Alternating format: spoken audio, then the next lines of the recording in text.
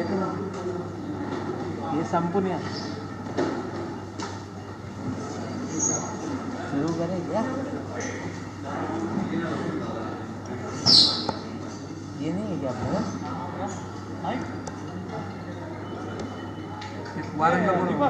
त्याला माईक द्यायचं ना माईक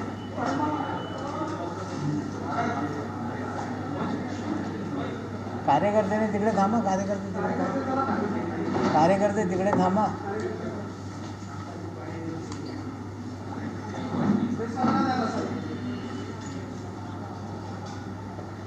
माईक नाही आहे संदीप माईक बघ जरा माईकचं बघा ना गणेश हो गणेश घेऊन गेला इकडे होता ना माईक वारांच्या हातात माईक पडताना माईक हो जावले तिकडे बसा ना तिकडे कार्यकर्ते तिकडे बसायचे कार्यकर्ते हाँ माइक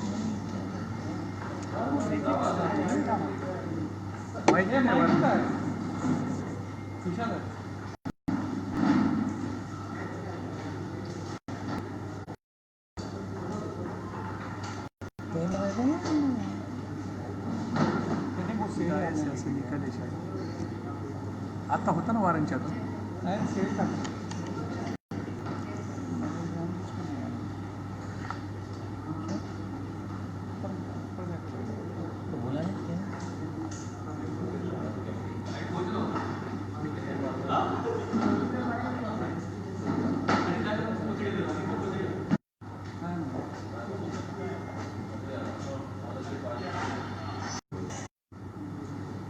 सेल का प्रॉब्लम है क्या वो चालू है लेकिन वो आ नहीं सकता नहीं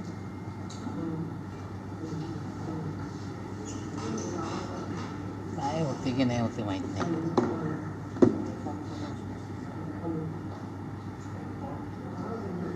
चला मला दाखवा 1 मिनिट दाखवा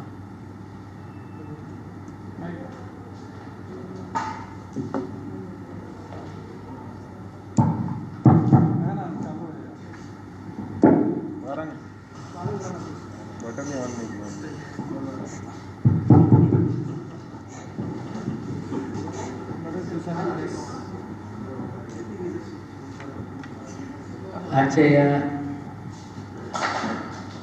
पत्रकार परिषदेला उपस्थित राष्ट्रवादी काँग्रेस पक्षाचे महाराष्ट्राचे प्रमुख प्रवक्ते महेश तपासेजी, संजय तटकरे, क्लाइंट, राष्ट्रवादी युवक काँग्रेसचे महाराष्ट्राचे अध्यक्ष महबूब,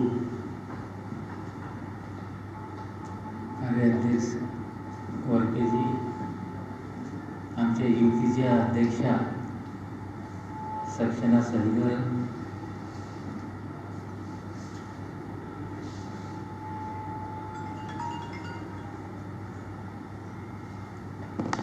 आणि पत्रकार परिषदेला उपस्थित सर्व पत्रकार बंधू भगिनी, सर्वप्रथम मी आपल्या सर्वांचं स्वागत करतो.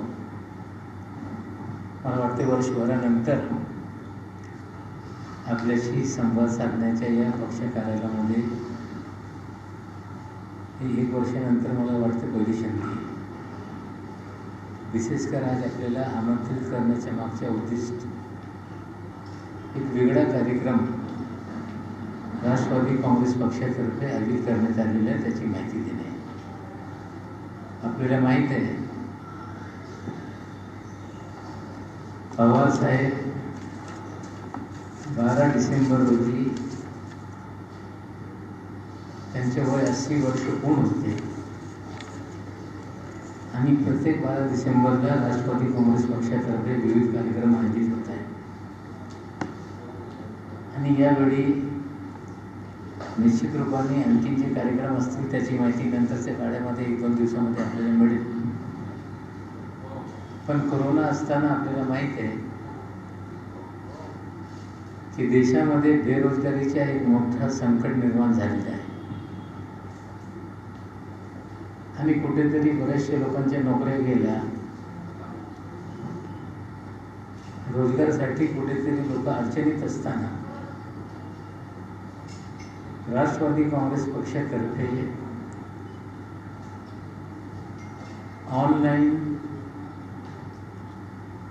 राज्यव्यापी महारोजगार मेळाव्याचे आयोजन करण्याचे निश्चित करण्यात आलेले आहे. या मेळाव्याच्या माध्यमातून राज्यव्यापी मेळावा असताना संपूर्ण राज्यामध्ये लोकांना 80,000 रोजगार देण्याचे लक्ष्य आम्ही ठरवलेले आहे. आणि ही ऑनलाईन पद्धतीने लोकांना संधी उपलब्ध होणार आहे. हे मेळावा आयोजित करत असताना याच्यात महाराष्ट्र सरकारच्या स्किल डेव्हलपमेंट डिपार्टमेंट, त्या डिपार्टमेंटचं नाव आहे कौशल्य विकास, रोजगार व उद्योजकता विभाग, यांच्या सहयोगाने हा कार्यक्रम आम्ही आयोजित करतो. आजपासून जे महास्वयं पोर्टल आहे सरकारचा, आमचे कार्यकर्ते ठिकठिकाणी, युवक काँग्रेसचे कार्यकर्ते राज्यभर, इतर संघटनेचे कार्यकर्ते, त्या पोर्टलवर जे बेरोजगार तरुण आहे त्या तरुणांची नोंदणी सुरू करण्याचं काम ते आजपासून सुरू करतील. आणि हा कार्यक्रम 12 तारखेपर्यंत नोंदणीचा सुरू राहील पक्षाच्या माध्यमातून. आणि 12 तारखेला जे लोक नोंदणी करतील किंवा जे नोंदीत लोक 13 लाखच्या जवळपास तिथे आहे त्यांना पण ही संधी उपलब्ध होणार आहे. आणि आजपासून जे रोजगार देणाऱ्या कंपन्या आहेत त्यांच्या पण नोंदणी आजपासून सुरू झाली. आतापर्यंत आज सकाळपर्यंत 214 कंपन्यांनी इथे नोंदणी केलेली आहे की त्यांना जे माणसाची गरज आहे अशी नोंदणी केली. 40,000 संधी उपलब्ध करून आता पोर्टलवर आमच्या माहिती आता उपलब्ध आहे. त्याच्यात शहरी भागामध्ये 23,000 रोजगार उपलब्ध आहे. ग्रामीण भागामध्ये जवळपास 93 कंपन्यांनी 17,000 नोकऱ्या उपलब्ध केलेल्या आहेत.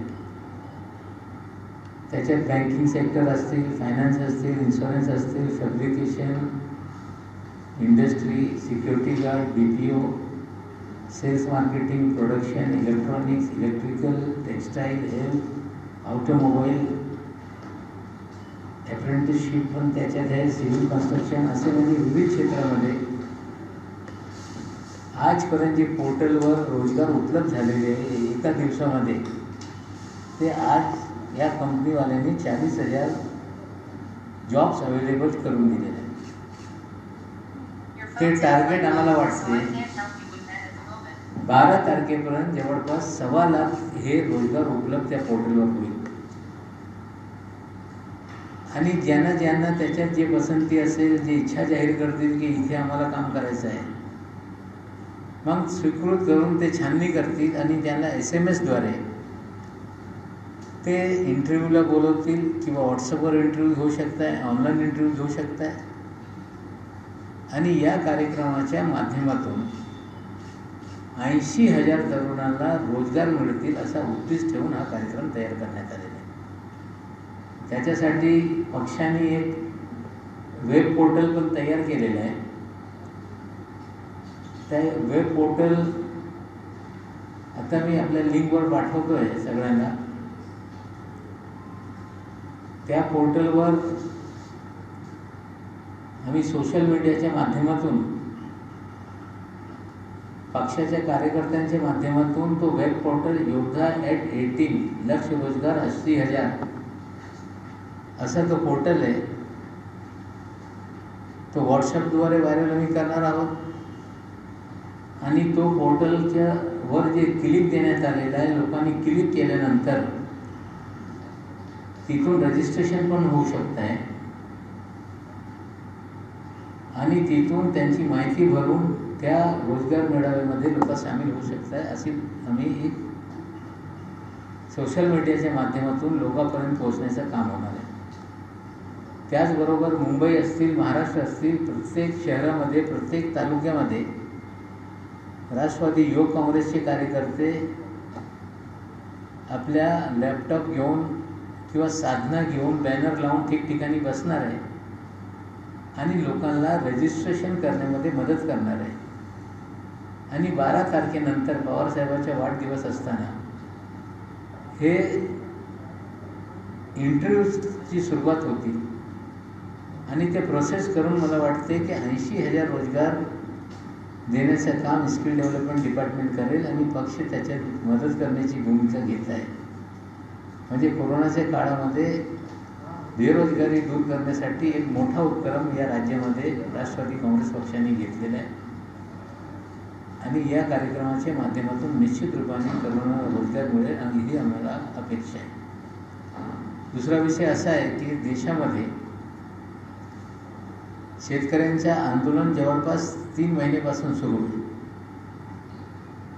11 दिवसापासून दिल्लीच्या दिशेने शेतकरी निघाल्यानंतर ठिकठिकाणी त्यांना अडवण्यात आलेलं आहे आणि शेतकरी आंदोलन चालू असताना 5 फेरी सरकार आणि शेतकऱ्यांमध्ये चर्चा झाल्यानंतर कुठल्याही प्रकारचा तोडगा निघाला नाही आणि शेतकरी जे आंदोलन करत आहे त्या लोकांनी भारत बंदची हाक दिलेली. या भारत बंदमध्ये 16 राजकीय पक्षांनी सहभाग जाहीर केलेला आहे आणि राष्ट्रवादी काँग्रेस पक्षाने पण या भारत बंदला पाठिंबा दिलेला आहे. आमचे राज्याचे अध्यक्ष जयंत पाटीलजींनी काही कोविडच्या अटी पाडून कार्यकर्त्यांनी, नेत्यांनी याच्यात सहभाग व्हावा असं आवाहन केलेलं आहे. राज्यामध्ये महाविकास आघाडीचे सरकार असताना तिन्ही पक्ष या बंदमध्ये पाठिंबा देण्यासाठी पुढे आलेले आहेत आणि आपल्या माध्यमातून आम्ही जनतेला अपील करू इच्छितो की जनतेने जो आपला अन्नदाता आहे, कुठेतरी ते अडचणीत असताना त्यांना उद्ध्वस्त करणारा कायदा या देशात आणल्यानंतर ते कायदा रद्द केला पाहिजे. मिनिमम सपोर्ट प्राईसच्या कायद्यामध्ये अंतर्भाव केला पाहिजे. या प्रकारची मागणी असताना जनतेची पण जबाबदारी आहे की अन्नदाता सुखी राहणार नाही किंवा तो अडचणीत राहणार तर संपूर्ण देशातल्या लोकांना पण अडचण निर्माण होऊ शकते. त्यासाठी लोकांनी याच्यात सहभाग घेतला पाहिजे. भारत बंदला पाठिंबा दिल्यानंतर कुठेतरी त्याला प्रतिसाद दिला पाहिजे. आपल्या माध्यमातून आम्ही लोकांना अपील करतो. दुसरी माहिती अशी आहे की 9 तारखेला संध्याकाळी 5 वाजता 11 पक्षाच्या डेलिगेशन राष्ट्रपती महोदयांना भेटण्याची वेळ मागितली होती. राष्ट्रपती महोदयांच्या कार्यालयातून 11 पक्षाचे शिष्टमंडळ सर्व लोकांना भेटण्याच्या शक्य होणार नाही.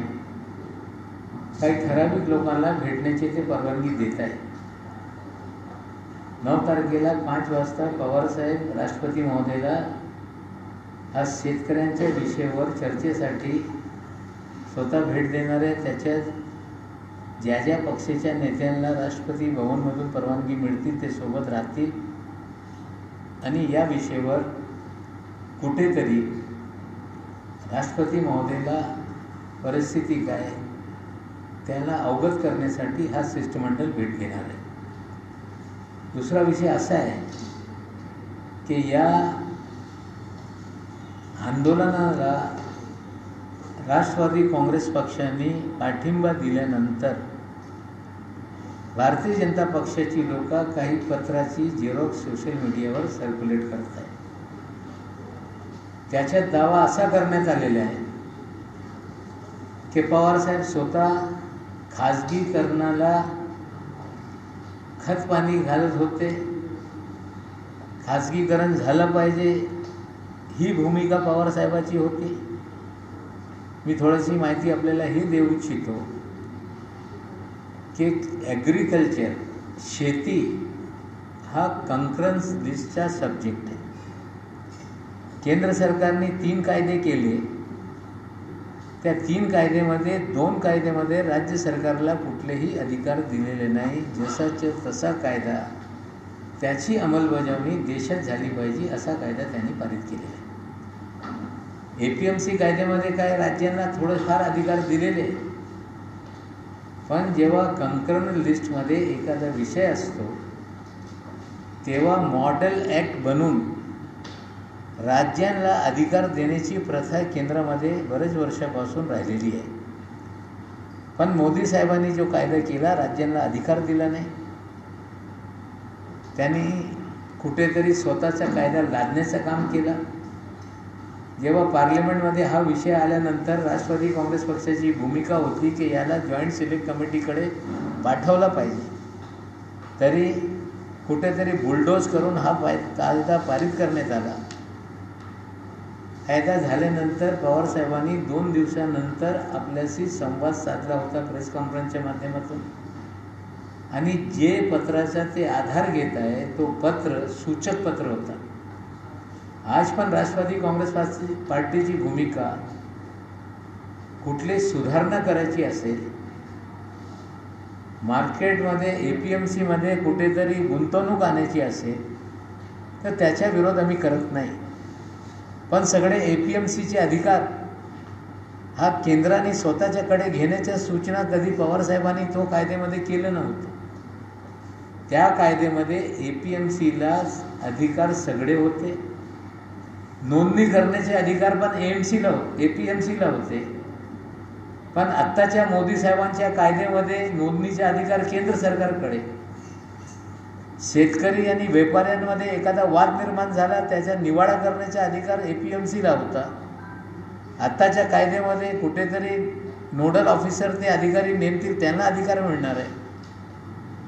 त्या कायद्यामध्ये राज्यांना अधिकार देण्यात आला होता की आपल्याला जर मान्य असेल तर या पद्धतीने आपण करू शकताय.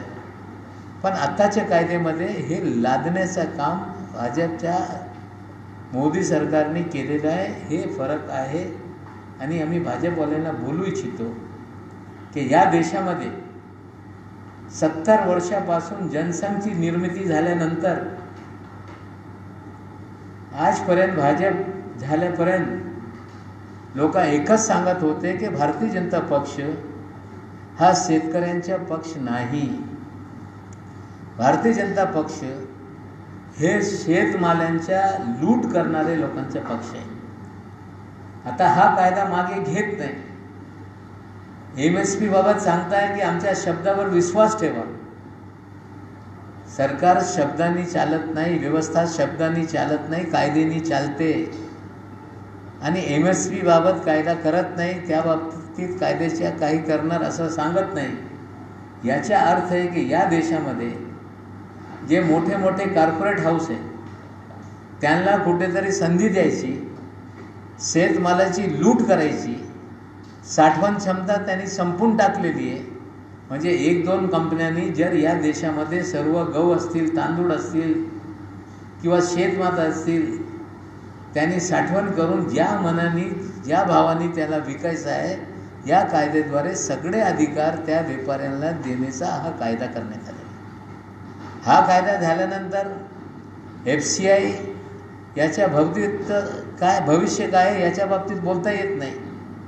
सार्वजनिक वितरण प्रणाली या देशामध्ये कायम राहतील याच्या बाबतीत पण लोकांच्या मनामध्ये शंका आहे.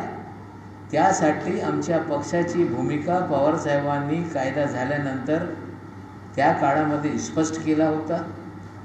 कृषी मंत्री असताना जो मॉडेल APMC ॲक्ट होता तो वेगळ्या पद्धतीने आहे.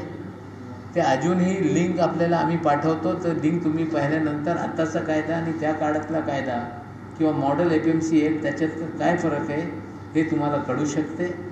आता भाजपच्या लोकांना असं वाटते की पवारसाहेबांनी याच्यात सहभाग घेतल्यानंतर देशभरातले 16 पक्ष याच्यात सामील होत आहे. कुठेतरी देशातले शेतकरी कुठेतरी उठून या सरकारला अडचणीत आणू शकत आहे, त्यासाठी उलटसुलट कागद पसरून कुठेतरी लोकांच्या मनामध्ये संभ्रम निर्माण करण्याचं काम करत आहे. राष्ट्रवादी काँग्रेस पक्ष शेतकऱ्यांच्या हित जपणारा लोकांचा पक्ष आहे. शेतकऱ्यांना अडचणीत आणणारा पक्ष कधी राहिलेला नाही. आणि आपल्या माध्यमातून हे स्पष्ट करू इच्छितो की पवारसाहेब कृषी मंत्री असताना कन्सेन्सस शिवाय कुठलेही निर्णय घेत नव्हते. स्वतःच्या मनाने निर्णय घेऊन लोकांवर लादत नव्हते. UPAच्या काळामध्ये एकही कायदा असं झाला नाही की आम्ही कायदा करतो आणि राज्यांनी त्याचे पालन केलं पाहिजे. मॉडेल ॲक्ट बनवण्याचा प्रयत्न करण्यात आला, पण आजच्या घडीला मोदी साहेब हे हुकुमशाही पद्धतीने आम्ही कायदा करणार तेच लोकांनी मानलं पाहिजे या पद्धतीने त्यांची जी कार्यपद्धती आहे, त्यामुळे शेतकरी हे आंदोलित आहे. शेतकऱ्यांच्या या आंदोलनाला राष्ट्रवादी काँग्रेस पक्षाचा पाठिंबा आहे. आमचे कार्यकर्ते उद्याच्या या बंदमध्ये सामील होतील आणि जनतेला आम्ही अपील करतो की आपण कुठेतरी याला पाठिंबा द्या. शांतपणे महाराष्ट्रामध्ये बंद पाळा, इतकंच आमच्या म्हणणं आहे. आपला काही प्रश्न असतील तर निश्चित रूपाने त्याचे उत्तर आम्ही देऊ. सोशल मीडिया पे पत्र 2010 का वायरल हो रहा है, उसकी क्या स्पष्टीकरण? भारतीय जनता पार्टी जिस तरह से देश में किसान सरकार के खिलाफ आंदोलित हुए हैं, 16 पार्टियों ने जिस तरह से इस आंदोलन को समर्थन दिया, राष्ट्रवादी कांग्रेस पार्टी के समर्थन के बाद बीजेपी के लोग 2010 और 2011 के जो मुख्यमंत्रियों को खत लिखे गए थे उसको सोशल मीडिया पे वायरल कर रहे हैं. जो मॉडल APMC एक्ट बना था उसमें इन्वेस्टमेंट आना चाहिए, रोजगार की अवसर लोगों को निर्माण हो, कुछ सिफारिश करने का काम उस पत्र के द्वारा किया गया था. उस समय के मॉडल APMC एक्ट में और आज के APMC एक्ट में ज़मीन आसमान का फ़र्क है. उस एक्ट में ज़्यादा अधिकार APMC के पास थे, व्यापारियों के रजिस्ट्रेशन करने का अधिकार APMC के पास. आज के एक्ट में सारे अधिकार केंद्र सरकार के पास. उस एक्ट के अंदर किसानों और व्यापारियों के बीच में कोई विवाद हो जाए, उसका निपटारा करने का अधिकार पूरी तरह से APMC के पास था. आज के एक्ट में नोडल ऑफिसर कोई सरकारी बाबू रहेगा जो उसका निपटारा करेगा. आज के APMC एक्ट में उसके बिना भी कोई कारोबार हो सकता है. लेवी को पूरी तरह से ख़त्म करने की बात की जा रही है. उस मॉडल एक्ट में इस तरह की कोई भी प्रावधान नहीं थे. वो मॉडल एक्ट था. कृषि ये कंकरेंस लिस्ट का सब्जेक्ट है. कोई कानून बना के उस समय राज्यों पे लादने का काम नहीं किया गया था. मोदी सरकार ने 3 कानून बनाए, उसमें एक कानून में कुछ अधिकार राज्यों को दिए हैं, बाकी सारे अधिकार केंद्र ने अपने पास रखे हैं. और वो अधिकार के तहत, कानून के तहत, वो कानून राज्य में सभी पे बंधनकारक होगा, इस तरह का कानून बनाया गया. जब कोई सब्जेक्ट कंकरेंस लिस्ट में होता है तो राज्यों को अधिकार दिए जाते हैं. पवार साहब कृषि मंत्री थे, UPA की सरकार थी, तो मॉडल एक्ट बनाने की बात कही गई. कोई कानून बना के राज्यों के अधिकार छीन के जनता पे लादने का, किसानों पे लादने का कोई कानून हमने नहीं बनाया. कहीं ना कहीं किसान आंदोलन से BJP भयभीत है. NCP के समर्थन के बाद उन्हें डर लगने लगा है. इस तरह से किसी पत्र के 2 पन्ने, जो 165 पन्नों का पत्र है, उस जिसके साथ 165 पन्ने भेजे गए थे, वो सारे कागज लोगों के सामने ना लाके सिर्फ एक पन्ना दिखा के लोगों को गुमराह करने का काम भारतीय जनता पार्टी कर रही है. लेकिन अभी थोड़े पहले रविशंकर जी दिल्ली में प्रेस कॉन्फ्रेंस से उनका बयान आया कि विपक्ष जो है सुरक्षित अपना रही है, वो लगातार लोगों को भड़का रही है. किसानों को खिला तो जमीन मिलेगी, किसानों को नाम का बंधक बनाया जाएगा, ऐसा आरोप लगा रहे हैं आप लोगों के ऊपर. बिल्कुल, जो वो आरोप लगा रहे हैं, किसानों के माल को लूटने का कार्यक्रम बनाया गया. कृषि ये कंकरेंस लिस्ट का सब्जेक्ट है. केंद्र सरकार मॉडल एक्ट बना सकती है, राज्यों को छोड़ा जा सकता है कि राज्य उसके ऊपर निर्णय लें, उसे अमल करना है या नहीं। लेकिन ऐसा कानून बनाया गया कि जो हमने कानून बनाया है वही कानून के तहत राज्य में सारी व्यवस्था चलेगी। भारतीय जनता पार्टी किसानों की पार्टी नहीं, किसानों के माल की लूट करने वालों की पार्टी है।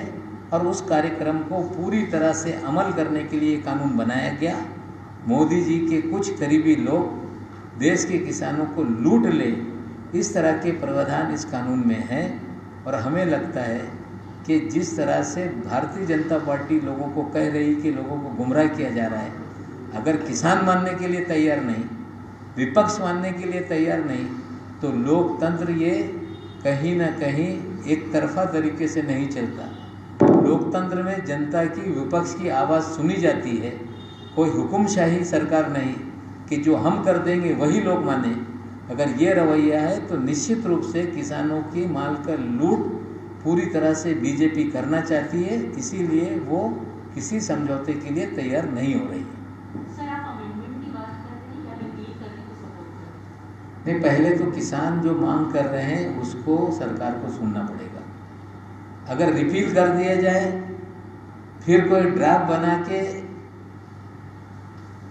जॉइंट सिलेक्ट कमेटी के पास भेजा जाए, साधक बाधक चर्चा हो, लोगों से सुझाव मंगाए जाए और कोई ठोस सबसे चर्चा करके कानून बनता है, तो हमें लगता है वो सबको मान्य होगा।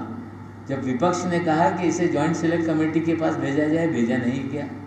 अब जिनके हित के लिए कानून बनाया गया है, ये जो दावा सरकार कर रही है वही इसको मानने के लिए तैयार नहीं, तो हमें लगता है सरकार को कानून को रद्द कर देना चाहिए, रिपील कर देना चाहिए। सर, आपको लगता है जो पत्र जारी किए गए उसके बाद एनसीपी डिफेंसिव मोड पे है? जी, जो पत्र जारी किए गए हैं शरद पवार जी के, उसके बाद आप डिफेंसिव मोड में आ गए कि अब बिल्कुल नहीं, हम ऑफेंसिव हैं। कल के बंद में आपको दिखेगा कि एनसीपी कितनी ऑफेंसिव है। तो कल का प्लान क्या है? हाँ सर, ये हमें लगता है कि महाराष्ट्र में लोकशाही तरीके से महाविकास आघाड़ी की सरकार बनी है। महाराष्ट्र की अधिकांश जनता इस सरकार के साथ है।